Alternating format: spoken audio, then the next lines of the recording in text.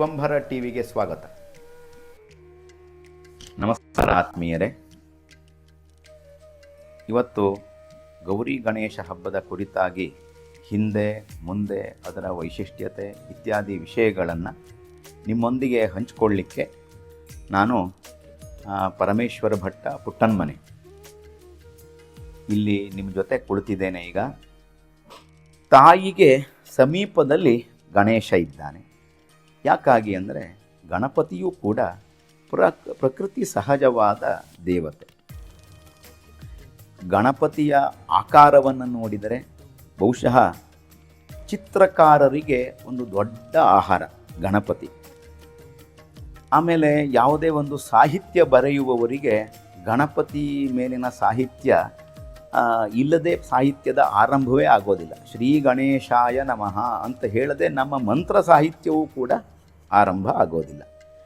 ಹಾಗಾಗಿ ವಿಘ್ನ ನಿವಾರಕನಾಗಿ ಮಣ್ಣಿನಲ್ಲಿ ಕಲೆಯಿಂದ ಮೂಡಿ ಬಂದಂತಹ ಮಹಾಗಣಪತಿ ಎಲ್ಲ ಭಕ್ತರ ಮನಸ್ಸನ್ನು ಗೆದ್ದಿರುವ ಸನಾತನ ದೇವರು, ಅತ್ಯಂತ ಪ್ರಕೃತಿ ಸಹಜವಾದಂತಹ ದೇವರು.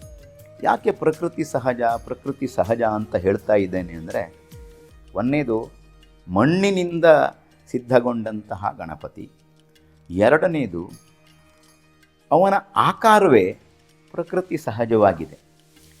ಉಳಿದ ನಾವು ನೋಡಿದರೆ ಯಾವುದೇ ರೀತಿಯ ವ್ಯಾಯಾಮಗಳನ್ನು ಇನ್ಯಾವುದೋ ಕಸರತ್ತುಗಳನ್ನು ಮಾಡಿ ಶರೀರದ ಅಂಗಗಳನ್ನು ಯಾವುದೇ ಒಂದು ಮಾಧ್ಯಮಕ್ಕೆ ಒಳಪಡಿಸದೆ ಸಹಜವಾದ ರೀತಿಯಲ್ಲಿ, ಈಗ ಹುಟ್ಟಿದ ಮಗುವಿನ ಹಾಗೆ ಅಷ್ಟು ಸರಳವಾಗಿ ಅಷ್ಟು ಸಹಜವಾಗಿ ಶರೀರ ಸೌಷ್ಠವವನ್ನು ಹೊಂದಿರುವುದರಿಂದ ಅವನು ಸಹಜವಾದ ದೇವರು, ಪ್ರಕೃತಿಗೆ ಅನುಗುಣವಾದಂತಹ ದೇವರು. ಇನ್ನು ಎಷ್ಟೋ ಜನ ಆರ್ಯ ದ್ರಾವಿಡ ಇತ್ಯಾದಿಯಾದಂತಹ ಕಲ್ಪನೆಯುಳ್ಳಂಥವರು ಗಣಪತಿಯು ದ್ರಾವಿಡ ದೇವತೆ ಅನ್ನೋದಾಗೆಲ್ಲ ಅಪಸ್ವರಗಳನ್ನು ಎತ್ತಿದ್ದನ್ನು ನಾವು ನೋಡಬಹುದು. ಆದರೆ ಅದೆಲ್ಲದಕ್ಕಿಂತ ಈ ನಮ್ಮಲ್ಲಿಯ ದೇವತೆಗಳು, ಆ ದೇವತೆಗಳ ಪೂಜಾ ವಿಧಾನಗಳು, ಆ ದೇವರನ್ನು ಅರ್ಚಿಸುವ ಬಗೆ ಪ್ರತಿಯೊಬ್ಬರ ಮನೆಯಲ್ಲಿ ಒಂದೊಂದು ತೆರನಾಗಿ, ಪ್ರತಿಯೊಬ್ಬರ ಮನೆಯಲ್ಲೂ ಕೂಡ ಸಡಗರದಿಂದ ಗಣಪತಿಯ ವಿಗ್ರಹವನ್ನು ಆರತಿಯೊಂದಿಗೆ ಬರಮಾಡಿಕೊಂಡು ಅದನ್ನು ನಮ್ಮ ಮನೆಯಲ್ಲಿಟ್ಟು ಆ ಮನೆಯಲ್ಲಿ ತಯಾರಾದಂತಹ ಎಲ್ಲ ಹೂವುಗಳನ್ನು ಎಲ್ಲ ಹಣ್ಣುಗಳನ್ನು ಎದುರಿಗೆ ತಂದು ನಾನಾ ವಿಧ ಖಾದ್ಯ ಪದಾರ್ಥಗಳನ್ನು ನೈವೇದ್ಯ ಮಾಡಿಸಿ, ನೋಡಿ, ದೇವರ ಮನೆಗೆ ಬಂದರೆ ನಾನು ಏನು ಕೊಟ್ಟರೂ ಅದು ಕಡಿಮೆ ಅನ್ನುವ ಭಾವದಲ್ಲಿ ಎಲ್ಲವನ್ನೂ ತಂದು ನೈವೇದ್ಯ ಮಾಡುವುದು. ಅದಕ್ಕೆ 21 ಬಗೆಯ ನೈವೇದ್ಯ ಖಾದ್ಯಗಳನ್ನೆಲ್ಲ ಹೇಳಿದರು. ಆಮೇಲೆ ಪಂಚಖಾದ್ಯ, ಆಮೇಲೆ ಮೋದಕ. ಇದೆಲ್ಲ ನಮಗೆ ತೊಂದರೆ ಕೊಡಬೇಕು ಅಂತ ದೇವರನ್ನು ಬರಮಾಡಿಕೊಂಡು ಇದನ್ನು ಮಾಡಿ ಅಂತ ಹೇಳಿದ್ದಲ್ಲ. ಒಂದು ಕಾಲ ಹೇಗಿತ್ತು ಅಂತಂದರೆ, ಈಗ ಈ ಮೊದಲು ನಾನು ಉದಾಹರಣೆಗೆ ಹೇಳಿದ ಹಾಗೆ ಪ್ರಕೃತಿಯ ಅಡಿಗೆ ಮನೆ ನಿಂತಿತ್ತು. ಈಗ ಅದು ಆರಂಭ ಆಯಿತು ಅಂತಾದರೆ ಆ ಆರಂಭದ ಉತ್ಸವ ಹೇಗಿರಬೇಕು? ಎಲ್ಲ ಖಾದ್ಯಗಳು ಸಿದ್ಧವಾಗಬೇಕು. ಅದು ದೇವನಿಗೆ ಮೊದಲು ನಿವೇದಿಸಲ್ಪಡಬೇಕು. ಹಾಗಾಗಿ ಚೌತಿಯ ಹಬ್ಬದಂದು ಗಣೇಶನಿಗೆ ಎಲ್ಲ ಖಾದ್ಯಗಳ ನೈವೇದ್ಯವನ್ನು ಮಾಡಿದ್ರು. 21 ಬಗೆಯ ಖಾದ್ಯಗಳನ್ನು ಹೇಳ್ತಾರೆ. ಆಮೇಲೆ ಪಂಚಖಾದ್ಯವಂತೂ 5 ರೀತಿಯ ಖಾದ್ಯಗಳ ಸಂಗ್ರಹ, ಇದು ಅತ್ಯಂತ ಪ್ರಸಿದ್ಧವಾದ್ದು. ಮೋದಕವಂತೂ ಬಾಯಲ್ಲಿ ನೀರೂರಿಸುವಂತಹ ಒಂದು, ಮೋದ ಅನ್ನೋ ಶಬ್ದವೇ ಬಾಯಲ್ಲಿ ನೀರೂರಿಸ್ತದೆ, ಅದು ಮೋದಕ. ಇವೆಲ್ಲವನ್ನೂ ಗಣಪತಿಗೆ ಕೊಟ್ಟು ಗಣಪತಿ ಇವೆಲ್ಲವನ್ನೂ ಸವಿದು ನಮ್ಮನ್ನು ಅನುಗ್ರಹಿಸಲಿ. ಈ ವರ್ಷದ ಮುಂದಿನ ಎಲ್ಲ ನಮ್ಮ ಬದುಕು ನಿರ್ವಿಘ್ನವಾಗಿ ನಮ್ಮ ಉದ್ದೇಶಗಳು ಈಡೇರಲಿ ಅನ್ನುವುದು ಇದರ ಹಿಂದಿರುವಂತಹ ತಾತ್ಪರ್ಯ. ದೇವನನ್ನು ನಾವು ಪೂಜಿಸುವಾಗ 16 ಉಪಚಾರಗಳಿಂದ ಪೂಜೆಯನ್ನು ಮಾಡ್ತೇವೆ. ಈಗೇನಾಗಿದೆ, ಪೂಜೆಯನ್ನು ಮಾಡುವ ಮನಸ್ಸು ಮತ್ತು ಪೂಜೆಯನ್ನು ಮಾಡುವ ಪರಿಕರ, ಇವೆರಡರ ಶುದ್ಧಿ ಅತ್ಯಂತ ಅವಶ್ಯವಾದ್ದು. ಅದು ಇವತ್ತಿನ ಕಾಲಕ್ಕೆ ಬೇಕಾದ್ದು. ಪ್ರತಿ ಕೆಲಸವನ್ನು ಪೂಜೆಯಂತೆ ಮಾಡಿ ಅಂಥೇಳಿ ಆಚಾರ್ಯ ಶಂಕರರು ತಮ್ಮ ಸ್ತೋತ್ರ ಸಾಹಿತ್ಯದಲ್ಲಿ ಹೇಳಿದರು. ಯದ್ಯತ್ ಕರ್ಮ ಕರೋಮಿ ತತ್ತದಖಿಲಂ ಶಂಭೋ ತವಾರಾಧನಂ. ನಾನು ಏನು ಮಾಡ್ತೇನೆಯೋ ಅದೆಲ್ಲವೂ ಭಗವಂತ ಇದು ನಿನ್ನ ಅರ್ಚನೆ ಅಂತ. ಆದರೆ ಇವತ್ತು ಅರ್ಚನೆ ಅಥವಾ ಪೂಜೆ ಒಂದು ಕೆಲಸ ಆಗ್ತಾ ಇದೆ. ಹಾಗಾಗಬಾರ್ದು. ಇವತ್ತು ನಾವು ಕನ್ನಡದಲ್ಲಿ ನಿತ್ಯದ ಬದುಕಿನಲ್ಲಿ ಕಾಯಕವೇ ಕೈಲಾಸ ಅಂಥೇಳಿ ಕೆಲಸವನ್ನು ಅಷ್ಟು ಭಕ್ತಿಯಿಂದ ಮಾಡುವವರನ್ನು ನಾವು ನೋಡ್ತೇವೆ. ನಿಜವಾಗಿಯೂ ಅವರು ಪೂಜಕರು, ಇದರಲ್ಲಿ ಯಾವ ಸಂಶಯನೂ ಇಲ್ಲ. ಪ್ರಕೃತಿದತ್ತವಾದ ಅತ್ಯಂತ ಸಹಜವಾದ ದೇವನನ್ನು ಮನೆಯಲ್ಲಿ ಕುಳ್ಳಿರಿಸಿ ಶ್ರದ್ಧೆಯಿಂದ ಭಕ್ತಿಯಿಂದ ಪೂಜಿಸುವಂಥದ್ದೇನಿದೆಯೋ ಅದು ನಾವು ಚೌತಿಯ ದಿವಸದಂದು ಮಾಡಲೇಬೇಕಾದಂತಹ ಕ್ರಮ.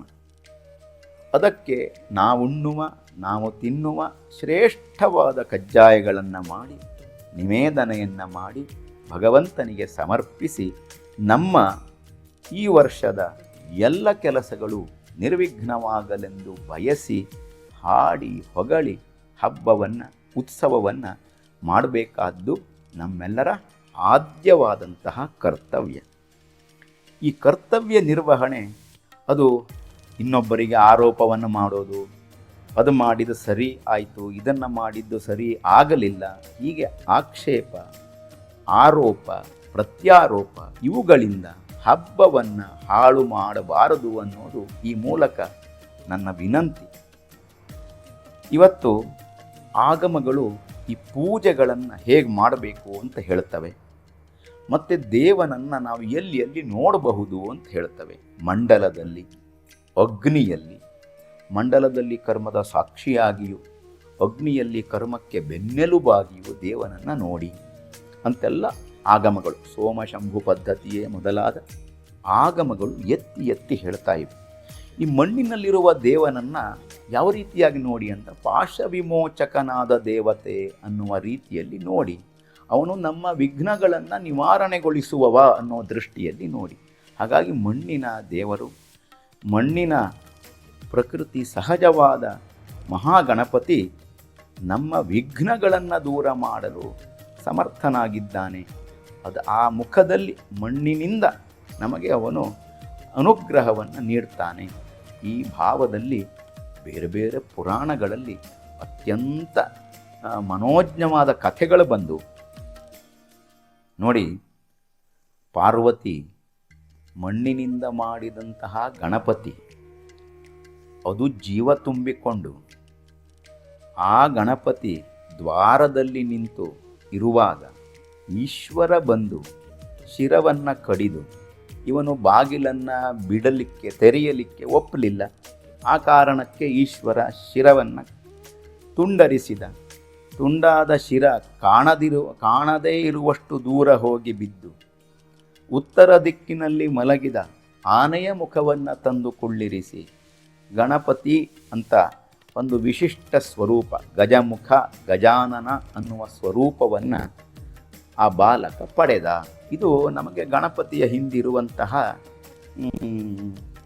ಪೌರಾಣಿಕವಾದ ಕಥೆ. ಪ್ರತಿ ಪೌರಾಣಿಕ ಕಥೆಗಳಿಗೂ ವಿಶೇಷವಾದ ಅರ್ಥಗಳುಂಟು. ಅದರಲ್ಲಿ ಇಷ್ಟೇ ಅಂತ ಅದನ್ನು ನಾವು ವಿಂಗಡಿಸಿ ಹೇಳಲಿಕ್ಕೆ ಸಾಧ್ಯ ಇಲ್ಲ. ಈ ಪೌರಾಣಿಕವಾದ ಕಥೆಗಳಿಗೆ ಆಧ್ಯಾತ್ಮಿಕವಾದ ನೋಟ, ಆಧಿಭೌತಿಕವಾದ ನೋಟ, ಆಧಿದೈವಿಕವಾದ ನೋಟ, ಇದನ್ನೆಲ್ಲ ನಾವು ವಿಶ್ಲೇಷಣೆಯಲ್ಲಿ ನೋಡಬಹುದು. ಪ್ರಕೃತ ಇದು ಒಂದು ಮಂತ್ರಶಾಸ್ತ್ರದ ಹಿನ್ನೆಲೆಯನ್ನು ಹೊಂದಿರುವ ಕಥೆಯಂತೆ ಕಾಣುತ್ತದೆ. ಪ್ರತಿ ಮಂತ್ರವೂ ಪೂರ್ವದಲ್ಲಿ ಓಂಕಾರವನ್ನು ಹೊಂದಿರಬೇಕು ಅನ್ನುವ ಉದ್ದೇಶದಲ್ಲಿ ಓಂಕಾರಕ್ಕೆ ಪ್ರತಿನಿಧಿಯಾಗಿ ಗಜಾನನ, ಗಜ ಅಂದರೆ ಆನೆಯ ಒಂದು ಸ್ವರೂಪವನ್ನು ಈ ಒಂದು ಬಾಲಕನಿಗೆ ಶಿವ ಜೋಡಿಸಿದ. ಯಾಕೆಂದರೆ ಎಲ್ಲ ಆಗಮ ಗ್ರಂಥಗಳು ಮಂತ್ರಶಾಸ್ತ್ರಗಳು ಶಿವ ಶಿವೆಯರ ಸಂವಾದ ರೂಪವಾಗಿ ಆರಂಭವಾಗ್ತದೆ. ಆ ಮಂತ್ರ ಏನಿದೆಯೋ ಮಂತ್ರ ಶಿವೆಯರ ಸಂವಾದದಿಂದ ಹುಟ್ಟಿ ಬಂದಂಥದ್ದು. ಹಾಗೆ ಬಂದ ಮಂತ್ರ ರಾಶಿಗಳು ಆರಂಭದಲ್ಲಿ ಓಂಕಾರವನ್ನು ಹೊಂದಿರಬೇಕು. ಹಾಗೆ ನಿರ್ಮಾಣಗೊಂಡ ಮಂತ್ರಗಳೆಲ್ಲವೂ ಕೂಡ ಓಂಕಾರದಿಂದ ಪೂರ್ಣಗೊಳ್ಳಬೇಕು. ಅದು ಈಶ್ವರನ ಅಭಿಪ್ರಾಯವಾಗಿತ್ತು ಅನ್ನೋದನ್ನು ಈ ಕಥೆ ಮನೋಜ್ಞವಾಗಿ, ಒಳ್ಳೆಯ ಮಕ್ಕಳು ಕೂಡ ಕೇಳುವಂತೆ ರಮಣೀಯವಾಗಿ ವರ್ಣಿತ ಆಗಿದೆ. ಮಹಾಗಣಪತಿಯ ಎಷ್ಟು ರೂಪಗಳನ್ನು, ಎಷ್ಟು ಮಹಿಮೆಗಳನ್ನು, ಎಷ್ಟು ವಿಷಯಗಳನ್ನು ನಾನು ವರ್ಣಿಸಿದರೂ ಕೂಡ ಅದು ತುಂಬ ಕಡಿಮೆಯೇ ಆಗಿರ್ತದೆ. ಆದರೂ ಒಂದಷ್ಟು ಮಾಹಿತಿಗಳನ್ನು ನಿಮ್ಮ ಜೊತೆ ಈಗ ನಾನು ಹಂಚಿಕೊಂಡಿದ್ದೇನೆ. ಇನ್ನು ಮುಂದಿನ ದಿನಗಳಲ್ಲಿ, ಮುಂದಿನ ಸಂಚಿಕೆಗಳಲ್ಲಿ ನಾನು ಇನ್ನಷ್ಟು ವಿಷಯಗಳನ್ನು ಗೌರಿ ಗಣೇಶ ಹಬ್ಬದ ಕುರಿತಾಗಿ, ಅದರ ಆಚರಣೆಯ ಕುರಿತಾಗಿ ಮಾಹಿತಿಗಳನ್ನು ನಿಮ್ಮ ಜೊತೆ ನಾನು ಹಂಚಿಕೊಳ್ತಾ ಇದ್ದೇನೆ. ನೀವು ಅದನ್ನು ನೋಡಬಹುದು. ಧನ್ಯವಾದಗಳು. ವೀಕ್ಷಕ ಮಹಾಪ್ರಭುಗಳೇ, ನಮ್ಮ ಚಾನಲ್ ಅನ್ನು ಸಬ್ಸ್ಕ್ರೈಬ್ ಮಾಡಿ, ಶೇರ್ ಮಾಡಿ, ಪ್ರೋತ್ಸಾಹಿಸಿ.